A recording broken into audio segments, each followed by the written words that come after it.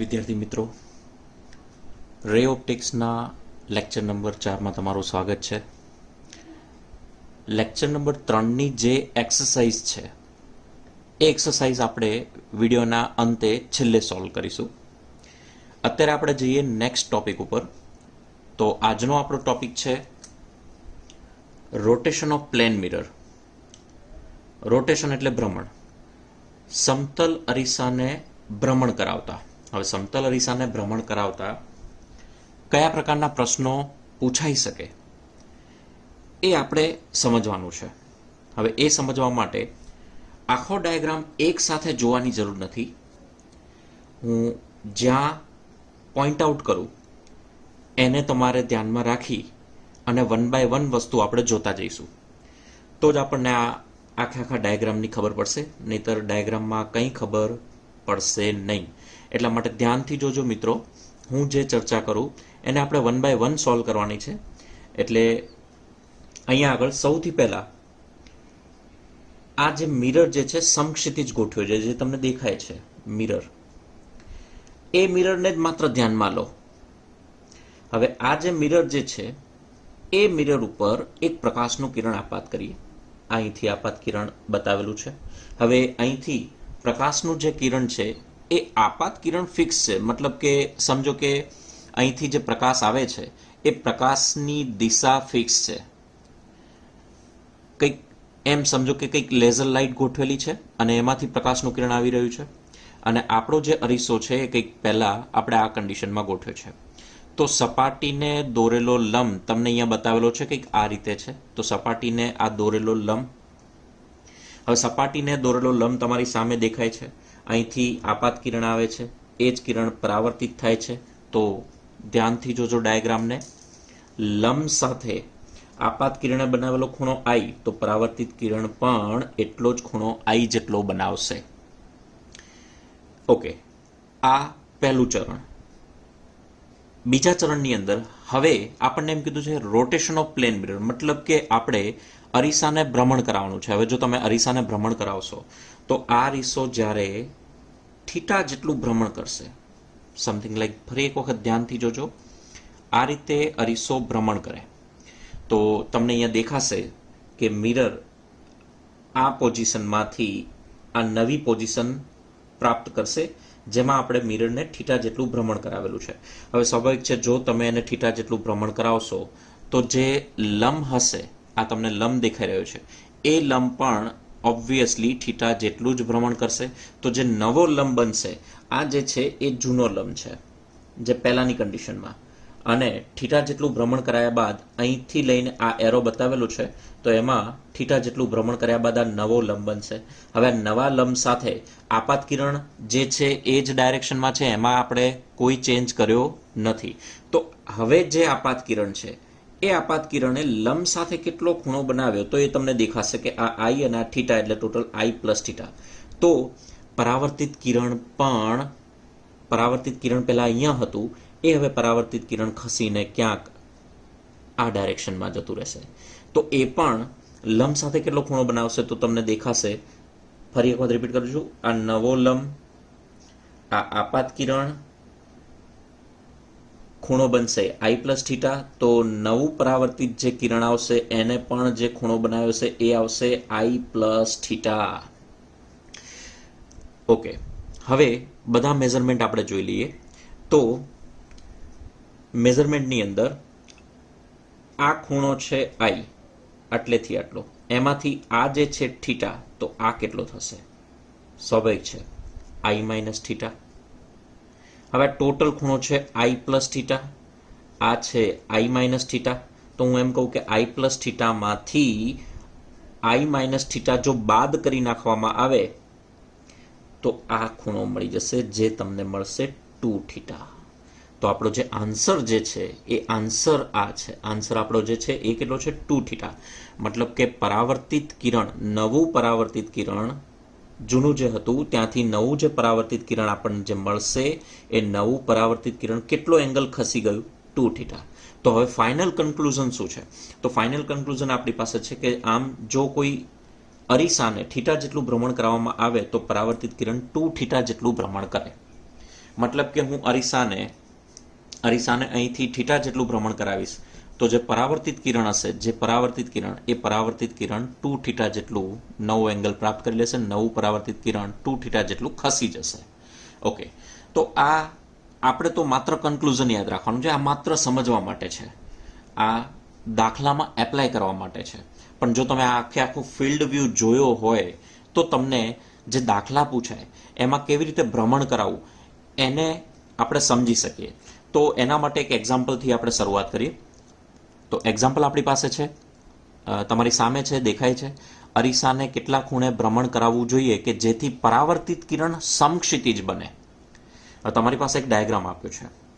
આ ડાયાગ્રામની અંદર આપણને એક આપાત કિરણ દર્શાવેલું છે. અહીંયા મિરર મૂકેલો છે અને લંબ સાથે 30ના ખૂણે આપાત કર્યું છે. સ્વાભાવિક છે 30ના ખૂણે જ પરાવર્તિત થશે. તો એ જે પરાવર્તિત થયેલું જે કિરણ હોય એ કિરણ, આ ધારો કે માની લો આ પરાવર્તિત થયેલું કિરણ છે, તો એ પરાવર્તિત કિરણને આપણે શું કરાવવાનું છે? સમક્ષિતિજ. સમક્ષિતિજ મતલબ કે આ ખસીને આ રીતે જતું રહે. તો એ જો ખસીને એ રીતે જવા માટે તમારે મિરરને રોટેટ કરાવવું પડશે, મિરરને ભ્રમણ કરાવવું પડશે. તો જોઈએ આપણે નેક્સ્ટ પેજની અંદર કે આનો આન્સર કેવી રીતે શોધી શકાય. તો શાંતિથી આપણે એને ટેકલ કરીએ. બરાબર, આના ઉપર થોડા 2-3 દાખલા વધારે પણ જોઈ લઈશું. હું તમને એનિમેશન 3 પણ સમજાવવાનો પ્રયત્ન કરીશ જેથી તમને ઇઝીલી ખબર પડી જાય. તો આપણે જઈએ નેક્સ્ટ પેજની અંદર. આ આપણો આન્સર છે. એ પ્રમાણે જે ક્વેશ્ચન પ્રમાણે આપાત કિરણ આપણું આ રહ્યું. આપાત કિરણ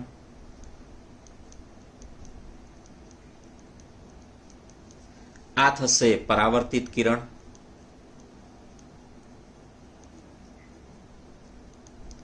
હવે આપણો પ્રશ્ન છે કે ચલો સિમ્પલ આપણી પાસે જે મિરર છે એ મિરર ઉપર આપાત કિરણ 30ના ખૂણે આવશે અને 30ના ખૂણે પરાવર્તિત થશે. તો મારે એને સમક્ષિતિજ બનાવવાના 2 કેસ વિચારી શકું. 2 કેસ કઈ રીતે? તો ધ્યાનથી જોજો મિત્રો. આ જે પરાવર્તિત કિરણ છે એ પરાવર્તિત કિરણને હમણાં આપણે જે ચર્ચા કરી એ પ્રમાણે તમે એને ભ્રમણ કરાવીને આ રીતે લઈ શકો, સમક્ષિતિજ કરાવી શકો.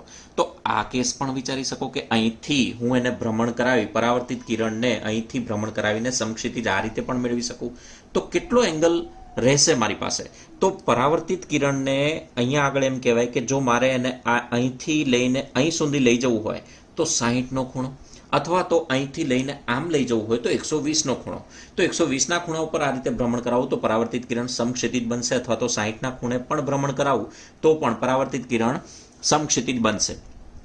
તો સીધી વાત છે કે પરાવર્તિત કિરણ આપણને એમ કહેવાય કે આ સીધું 2 થીટા મળી ગયું. 2 થીટા યાદ કરો મિત્રો.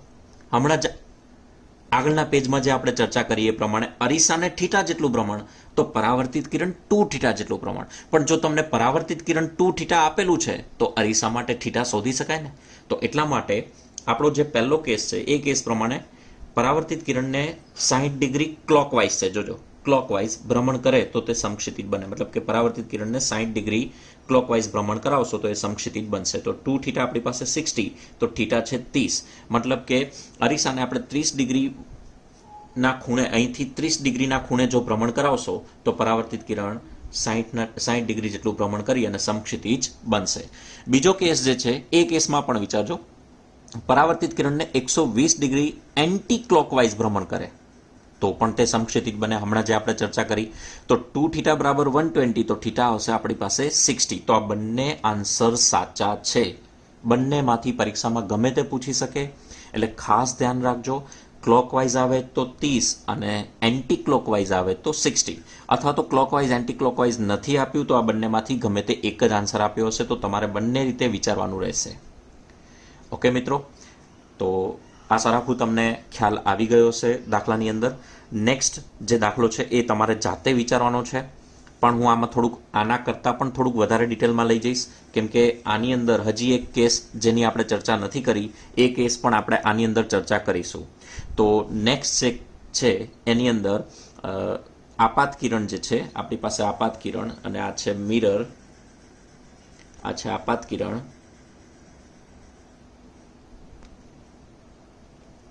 આપાત કિરણ.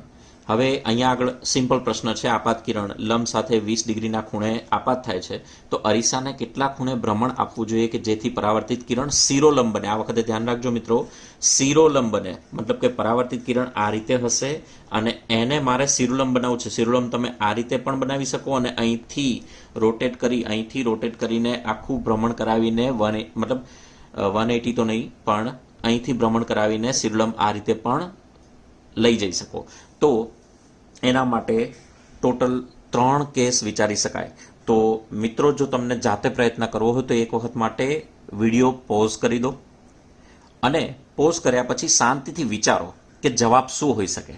હું નેક્સ્ટ પેજની અંદર આના આન્સરની ચર્ચા કરીશ, એટલે તમે શાંતિથી પહેલાં વિડીયો પોઝ કરી દો, એટલે આપણે નેક્સ્ટ પેજ ઉપર જતા રહીએ એના આન્સર માટે.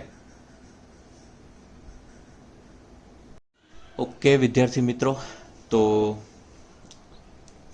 દાખલો કદાચ ગણાઈ ગયો હોય અને સાચો પડે એવી આશા રાખું. અને હવે આપણે આન્સર જોઈએ. આન્સર હવે કઈ રીતે છે તો જુઓ, ધ્યાનથી જોજો. આ રહ્યું આપણું આપાત કિરણ 20 ડિગ્રીના એંગલ ઉપર, આ થશે પરાવર્તિત કિરણ 20 ડિગ્રીના એંગલ ઉપર. ઓકે, હવે મારે કામ કેટલું કરવાનું છે? આ પરાવર્તિત કિરણને શિરોલંબ બનાવવાનું છે. શિરોલંબ બનાવવા માટે તમે એને આ રીતે રોટેટ કરાવો. હવે એ રોટેટ કેટલું થશે તો જુઓ, તમને અલગ અલગ એંગલમાં પહેલું અહીંથી અહીં સુધી લઈ જવું છે, મતલબ કે 20 ડિગ્રી જેટલું ભ્રમણ કરાવો પરાવર્તિત કિરણને. તો 2 થીટા આપણું આવશે 20 ડિગ્રી ક્લોકવાઇઝ કર્યું છે, અને જે થીટા જે છે એ થીટા આપણું આવશે 10 ડિગ્રી ક્લોકવાઇઝ. એનો મતલબ એવો થશે કે અરીસાને તમે 10 ડિગ્રી જેટલું ભ્રમણ કરાવો તો પરાવર્તિત કિરણ શિરોલંબ બને. નેક્સ્ટ બીજો જે કેસ છે એ કેસની અંદર આપણે જરા ધ્યાન આપજો. બીજા કેસની અંદર અહીંથી પરાવર્તિત કિરણને આખું ભ્રમણ કરાવી અને અહીં સુધી લઈ જવું છે. તો એ કેવી રીતે થશે એ જરા જુઓ. તો આ જેટલું ભ્રમણ કરાવવાનું છે એ આપણી પાસે એંગલ આવશે 180 માંથી હું 20 બાદ કરી નાખું એટલે મને મળશે 2 theta is equal two 160 anti clockwise, અને થીટા તમને મળશે 80 degree anti clockwise. I hope કે તમે આ આન્સર લઈ આવ્યા હશો ને આ પણ લઈ આવ્યા છો, પણ આ આન્સર ખોટો છે. શક્ય નથી. કેમ શક્ય નથી? તો એ જ હવે આપણે સમજવાનું છે, બરાબર. હવે એ કેવી રીતે સમજી શકાય તો એ પણ જુઓ જરા ધ્યાનથી. તો હું આ પેનને મિરર ઉપર મૂકી દઉં છું, ધ્યાનથી જોજો. મિરરના ઢાંકણાનો આધાર પેલી સાઈડ છે, ઉપરની બાજુ છે, અને એની ઉપર મતલબ ચાંદીનો ઢોળ અહીંયા ચડાવેલો છે આ સાઈડ નીચેની તરફ, અને ઉપરની તરફ આપાત કિરણ અહીંથી આવે છે. આપાત કિરણ આપણે ફિક્સ છે, એને બદલવાનું નથી. આપાત કિરણ ફિક્સ છે. હવે હું મિરરને એન્ટી ક્લોકવાઇઝ 80 ડિગ્રીના એંગલ ઉપર ભ્રમણ કરાવું. 80 ડિગ્રી ધ્યાન રાખજો મિત્રો.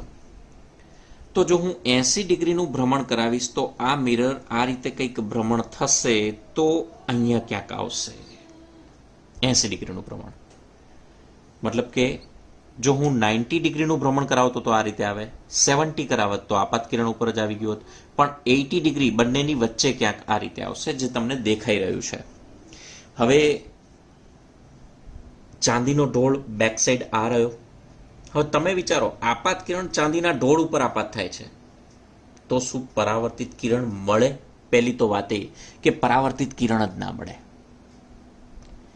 તો આ કેસની અંદર આ જે છે એટલા માટે શક્ય નથી. તો ભ્રમણ કરાવતી વખતે આ બાબતોનું પણ ધ્યાન રાખવું પડે. ઓકે, અને નેક્સ્ટ જે થર્ડ ક્વેશ્ચન છે એ છે કે પરાવર્તિત કિરણ આખું ભ્રમણ કરાવી, અહીંથી ભ્રમણ કરાવીને શિરોલંબ કરવા માટે આટલું ભ્રમણ કરાવશો, મતલબ કે આ થશે 180 પ્લસ 20 200, મતલબ કે 2 થીટા આવશે 200 અને થીટા થશે 100. ક્લોકવાઇઝ તમારે ભ્રમણ કરવાનું છે. હવે ક્લોકવાઇઝ તમે એ જુઓ, આ સાચું પડશે, આ સાચું પડશે આપણા માટે, આ પણ સાચું કહેવાશે, પણ આ શક્ય નહીં થાય. તો આ આપણે ચેક કરી લઈએ કે શું આ સાચું છે કે નહીં. ક્લોકવાઇઝ થીટા 100 ભ્રમણ કરાવશો તો હું એમ કહું કે વળી પાછું આપણે એ જ વાત કરીએ કે ભાઈ નીચેની તરફ ચાંદીનો ઢોળ છે, ઉપરની તરફ મિરર છે તો હું એને 100 ડિગ્રી ભ્રમણ કરાવું તો આ થશે 90 ડિગ્રી અને 90 પ્લસ 10 તમે 10 કરશો તો પણ એ આ બંનેની વચ્ચે અહીંયા એલાઇન થશે. એનો મતલબ કે આપાત કિરણ અરીસા પર આપાત થશે તો પરાવર્તિત કિરણ પણ તમને મળશે. તો આ કેસ પણ સાચો છે, આ કેસ પણ સાચો છે, પણ આ કેસ શક્ય નથી. ઓકે, તો આશા રાખું કે આને લગતા હવે કોઈ પણ જાતના પ્રશ્નો પૂછાય તમને તો એ તમને આવડશે. તો બીજા જે ક્વેશ્ચન છે એ તમને અહીંયા મેં પૂછ્યા છે એ તમારે તમારી રીતે વિચારવાના છે. અરીસાના કેટલા ખૂણે ભ્રમણ, ગમે તે એક આન્સર લઈ આવશો તો પણ ચાલશે, બે આન્સર લઈ આવવાની જરૂર નથી. પણ હાલ પૂરતું સમજવા માટે તમે આનો વિચારી જોજો આન્સર કેવી રીતે આવે. તો અરીસાને કેટલા ખૂણે ભ્રમણ કરાવવું જોઈએ કે જેથી પરાવર્તિત કિરણ શિરોલંબ બને. ધ્યાન આપજો મિત્રો, શિરોલંબ બને. વળી પાછી એની એ જ વાત છે. તો અહીંયા આપાત કિરણ તમને બતાવેલું છે 10 ડિગ્રીના એંગલ ઉપર અહીંથી આ રીતે આપાત થાય છે. ચાંદીનો ઢોળ એક જ તરફ ચડાવેલો છે અને મારે માની લો કે ભાઈ પરાવર્તિત કિરણ શિરોલંબ, આપણે એક જ તરફ શિરોલંબ કરજો, ઉપર તરફ જ કરજો, ઉપર તરફ શિરોલંબ કરવું છે મારે. ઓકે, તો એના માટે તમે મિરર કેટલું ભ્રમણ કરાવશો એના માટે વિચારી રાખજો. હવે થોડોક અલગ પ્રકારનો કેસ વિચારી લઈએ. માની લેવામાં આ ટાઈપનો કોઈ કેસ છે જેમાં બંને સાઈડ ચાંદીનો ઢોળ ચડાવે છે, મતલબ કે આ સાઈડ પણ અરીસો છે અને પેલી સાઈડ પણ અરીસો છે. તો આ કેસમાં પરાવર્તિત કિરણ જે છે એ આ રહ્યું આપણું. તો એ પરાવર્તિત કિરણને પણ મારે શિરોલંબ ઉપરની તરફ બનાવવું છે, ઉપર તરફ. તો એનો થીટા કેટલો આવશે એ બંને કેસમાં વિચારજો. હું આનો આન્સર એનિમેશન સ્વરૂપે હું તમને બતાવી દઈશ જેથી તમે જોઈ અને તમે જાતે જ નક્કી કરી શકશો, તમને આરામથી આવડી જશે. એનિમેશન જોશો તો વધારે ઝડપથી ખબર પડશે આખા ટોપિકની, બરાબર છે. તો નેક્સ્ટ પેજ ઉપર હું આનું એનિમેશન મૂકું એની પહેલાં વિડીયો પોઝ કરી દો અને પહેલાં વિચારી લો કે ભાઈ આન્સર શું આવશે, પહેલાં એ વિચારી લો. તો હું આના નેક્સ્ટ પેજની અંદર તમને આનો આન્સર એનિમેટેડ સ્વરૂપે હું તમને મૂકી દઈશ.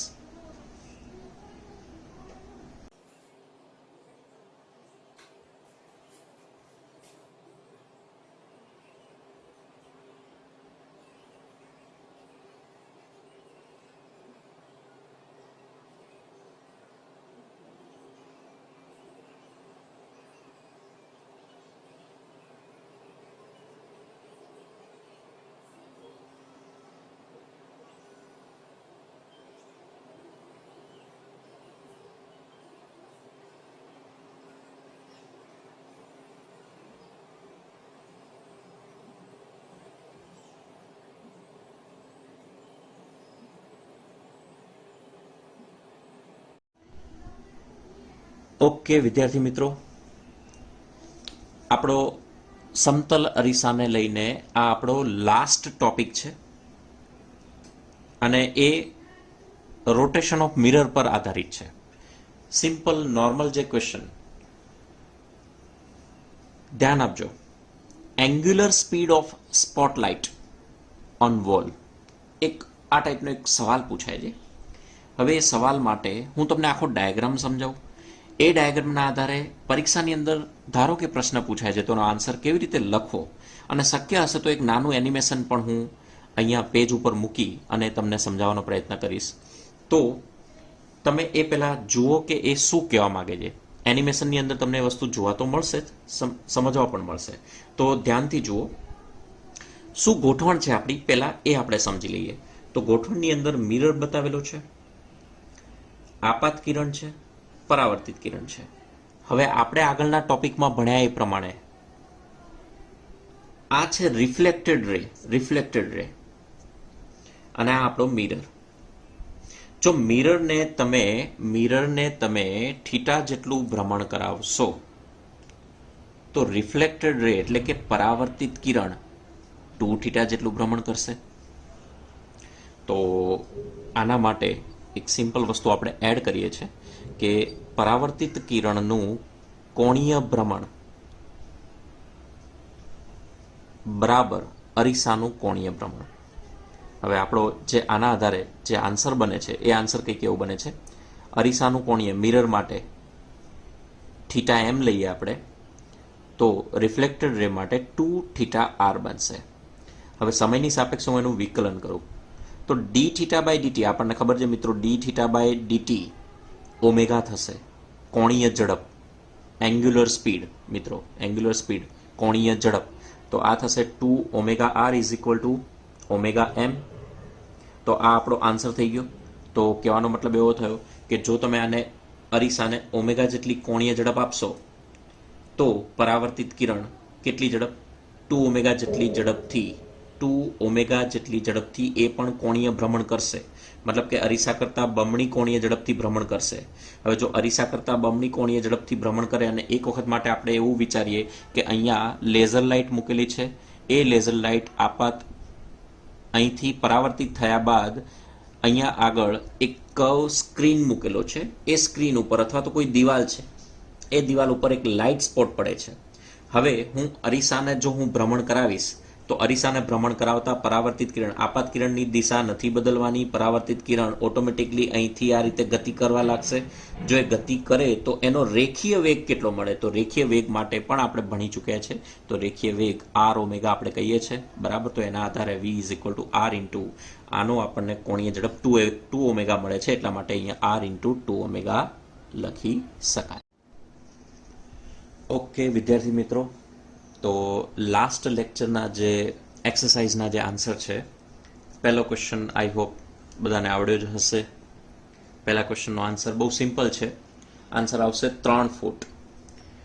બીજો જે ક્વેશ્ચન છે એમાં સમજવાની જરૂર હતી, મેં પહેલાં જ કીધું હતું કે સમજવાની જરૂર છે. હવે બીજા ક્વેશ્ચન પ્રમાણે આપણને વ્યક્તિની હાઇટ આપી છે 170 સેન્ટીમીટર અને જમીનથી 164 સેન્ટીમીટર ઊંચાઈ એની આંખો છે. આઈઝનું જે લેવલ છે 164 સેન્ટીમીટર અને સ્વાભાવિક છે હું 170માંથી 164 બાદ કરી દઉં તો ઉપર જે રહેશે એ 6 સેન્ટીમીટર રહેશે. હવે આપણે એમ કીધું છે કે અરીસામાં જમીનથી કેટલી ઊંચાઈએ તમે એક જગ્યાએ અહીંયા ક્યાંક છિદ્ર કરવાનું છે જેથી કરીને એને માથાના વાળ દેખાય નહીં. માથાના વાળ માટે સ્વાભાવિક છે અહીંથી પ્રકાશનું કિરણ આવશે, આ જગ્યાએ પરાવર્તિત થશે. પણ હું એક કામ કરું, આ જગ્યાએ હોલ પાડી દઉં તો આ પ્રકાશનું કિરણ સીધું નીકળી જશે, પરાવર્તિત થઈને આવશે જ નહીં આંખમાં પાછું. તો એનો મતલબ કે એને માથાના વાળ દેખાશે નહીં. તો આ જગ્યા કેટલી ઊંચાઈએ છે તો ડાયાગ્રામના આધારે તમે જોઈ શકો. આ તો 164 છે જ અને આ 6 સેન્ટીમીટરના અડધા એટલે 3 સેન્ટીમીટર, ટોટલ થશે 164 પ્લસ 3, આન્સર આવશે 167 સેન્ટીમીટર. ત્રીજો ક્વેશ્ચન છે, સમતલ અરીસા પર 30 ડિગ્રીના ખૂણે કોઈ એક પ્રકાશ કિરણ આપાત થયા બાદ તે ખાલી જગ્યા જેટલું વિચલન થાય. એક જ અરીસો છે અને એક અરીસા માટે del is equal two 180 minus 2i, એટલે સિમ્પલ તમે કિંમત મૂકીને સાદરૂપ આપશો, આન્સર તમને મળી જશે 120°C. ચોથો ક્વેશ્ચન, ચોથા ક્વેશ્ચનમાં શક્યતા ઓછી છે કે આન્સર આવે, પણ મેં કહ્યું હતું એ પ્રમાણે ભૂમિતિ છે. હવે ભૂમિતિ પ્રમાણે ધ્યાનથી જોજો, એંગલ થીટા જે તમારે શોધવાનો હતો, મિરર તમારો આ રીતે કંઈક ગોઠવેલો છે, આપાત કિરણ તમને આપેલું હતું જે સમક્ષિતિજ સાથે 20 ડિગ્રીનો એંગલ બનાવશે. ઓકે, તો હું પહેલા એક કામ કરું, નોર્મલ અરીસાને લંબ એક ડ્રો કરું, આપાત કિરણ જેટલા ખૂણા પર આપાત થશે એટલા જ ખૂણા ઉપર પરાવર્તિત થશે.